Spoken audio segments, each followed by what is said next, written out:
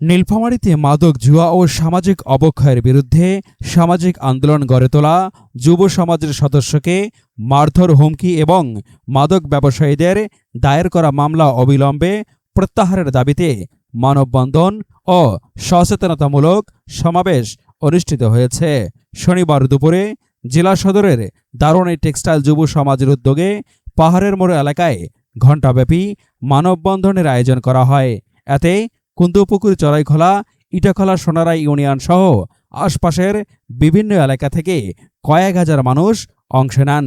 তারা মাদক জুয়া ও সামাজিক অবক্ষয়ের বিরুদ্ধে বিভিন্ন স্লোগান দেন এবং মাদকমুক্ত সমাজ গঠনে সকলকে ঐক্যবদ্ধ হওয়ার আহ্বান জানান।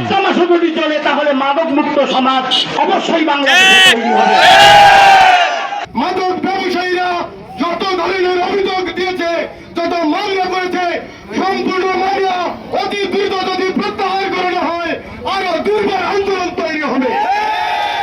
এরপর দারোয়ানী টেক্সটাইল বাজার মাঠে অনুষ্ঠিত মাদক বিরোধী সচেতনতামূলক সমাবেশে চড়াইখোলা ইউপি চেয়ারম্যান মাসুম রেজার সভাপতিত্বে যুব সমাজের সদস্য মোহাম্মদ হারুনার রশিদের সঞ্চালনায় সমাবেশে প্রধান বক্তা হিসাবে বক্তব্য রাখেন জেলা ক্রীড়া সংস্থার সাধারণ সম্পাদক ও নীলফামারী জেলা জজ কোর্টের জিপি আবু মোহাম্মদ সোহেল।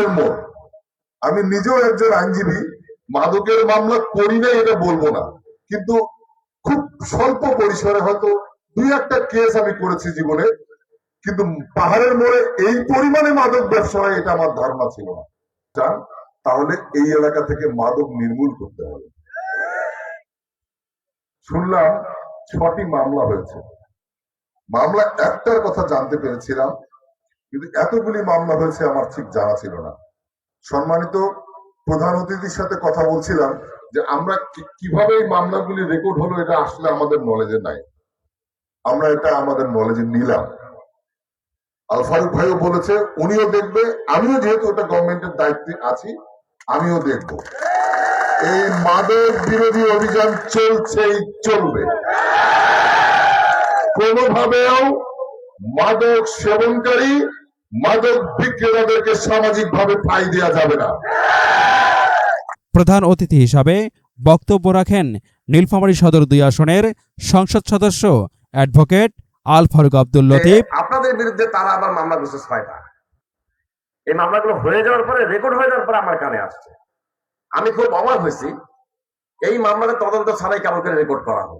আমার কাছে খুব অবাক লাগছে। ওই যে আমাদের জিবি সাহেব একই কথা বললেন, কেমন করে এটা রেকর্ড হয়ে গেল আমরা বুঝতে পারলাম না। মামলা সাধারণত তদন্ত হয়, তদন্ত হলে পুলিশের কাছে আসবে, পুলিশ তদন্ত করলে ঘটনাটা তাদের জানা আছে।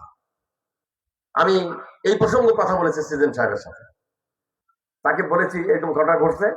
তিনি স্পষ্ট করেই বলেছেন যে কোন ভালো উদ্যোগ গ্রহণকারীদের বিরুদ্ধে কোনো মামলার ব্যাপারে আমরা বিষয়টা দেখব, আমরা তাদের ব্যাপারে সুরক্ষা হিসেবে থাকবো ইনশাআল্লাহ, এই কথা বলছেন তিনি। একজন বিচারক হিসেবে এতদূর কথা বলা এটা অনেক কঠিন বিষয়, তারপর তিনি বলেছেন আমরা আশা করি এই মামলাগুলোকে কোন প্রকারে যাতে প্রসিড করতে না পারে, আগাতে না পারে, সে ব্যাপারে আমরা পদক্ষেপ গ্রহণ করবো ইনশাআল্লাহ। সমাবেশে বিশেষ অতিথি হিসাবে বক্তব্য রাখেন জামায়াতে ইসলামীর নীলফামারী জেলা শাখার নায়েবে আমির ডক্টর খয়রুল আনাম, সদর উপজেলা বিএনপির সাবেক সাধারণ সম্পাদক অ্যাডভোকেট কাজী আখতারুজ্জামান জুয়েল, মাদকদ্রব্য নিয়ন্ত্রণ অধিদপ্তরের ইন্সপেক্টর ভূপতি কুমার বর্মন, স্থানীয় প্রেস ক্লাবের সভাপতি ABM মঞ্জুরুল আলম সিয়াম, সাধারণ সম্পাদক মিল্লাদুর রহমান মামুন, এছাড়াও যুব সমাজের পক্ষে সেনা কর্মকর্তা ও ক্রীড়া সংগঠক মনিরুজ্জামান, হাফিজুল ইসলাম, আমলান হোসেন, স্থানীয় নূর ইসলাম, ইউপি সদস্য আব্দুল ওয়াহাব, মনিরুজ্জামান মণি সহ অনেকেই।